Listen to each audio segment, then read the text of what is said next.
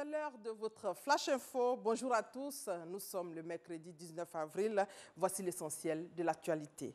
Le Sud Comoé exprime sa reconnaissance au président Alassane Ouattara suite à la nomination de l'un des leurs. Il s'agit de Daniel Kablan-Duncan en qualité de vice-président de la Côte d'Ivoire. Le chef de l'État est revenu sur les relations qui le lient à ce dernier. Le Sud Comoé a aussi traduit sa reconnaissance au président pour le choix d'autres fils comme membres du gouvernement. Nous y reviendrons largement à 13 h. En bref, les députés sont réunis en ce moment même à l'Assemblée nationale pour une séance plénière. Ils ont été convoqués par le président de l'Assemblée nationale, Guillaume Kibafori-Soro. Ordre du jour, adoption des travaux de la session ordinaire de l'année 2017. Direction maintenant Yamoussoukro, où le ministre du Commerce a rencontré les artisans, commerçants et dirigeants des PME de la région du Bélier. L'objectif était de leur présenter les perspectives qu'offre le gouvernement ivoirien en matière de commerce, d'artisanat et de promotion des PME. Le reportage de Gabriel Zani. Le pain tissé Médine, région du Bélier, doit se consommer localement et se vendre hors du pays.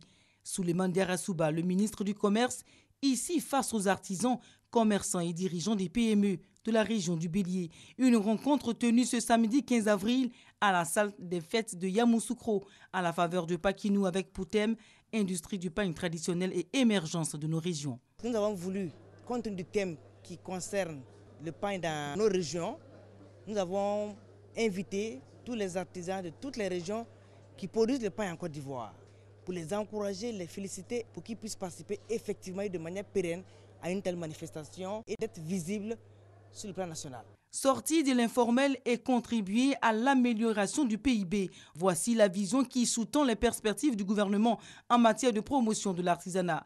Les défis de l'industrialisation et de la promotion du pain traditionnel se posent en 4 points.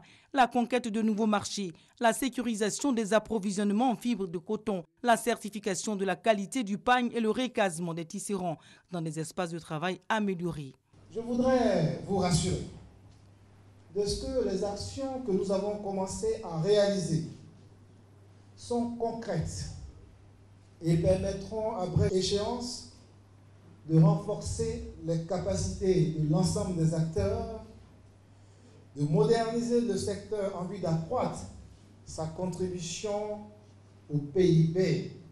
Parce que nous représentons, au Palais du Monde des Artisans, 40% de la population active, et je dirais seulement 12% du PIB. Il faut que la corrélation soit plus forte que cela. Et nous allons y travailler, mais ensemble. Pour améliorer l'assiette fiscale de la Côte d'Ivoire, les artisans, commerçants et tisserands doivent devenir de vrais agents économiques.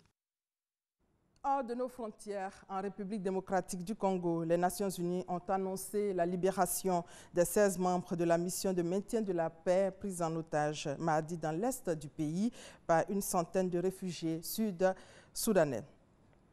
Et depuis hier, 4 militaires maliens ont péri dans la région de Tombouctou dans une attaque revendiquée par le groupe terroriste de l'Iyad Agali. La force française Barkhane a tué une dizaine de djihadistes dans une mission menée dans la foulée. Et en France, depuis l'annonce d'un attentat déjoué visant un ou plusieurs candidats à la présidentielle, les rumeurs vont bon train sur les cibles des 2 suspects arrêtés. Le procureur de Paris a indiqué mardi qu'il est trop tôt pour savoir qui était visé. Affirmer qu'un candidat était une cible de l'attaque peut convaincre les électeurs que ce dernier est le plus ferme sur le dossier du terrorisme, a-t-il ajouté. L'élection présidentielle en France, c'est dans 4 jours. Ce mercredi 19 avril, les députés britanniques débattent à la mi-journée à Londres sur la tenue d'un scrutin anticipé le 8 juin prochain après l'annonce faite par la première ministre Theresa May mardi, une décision inattendue et abondamment commentée aujourd'hui dans les journaux britanniques. Journée de manifestation ce mercredi aussi 19 avril au Venezuela. Les opposants à Nicolás Maduro appellent leurs partisans à défiler à Caracas, mais aussi dans tout le pays. L'objectif de ce que les partisans appellent la mère de toutes les manifestations est d'obtenir l'organisation d'élections générales cette année. Et voilà, c'est la fin de ce flash. On se retrouve à 13 h. Merci de votre fidélité.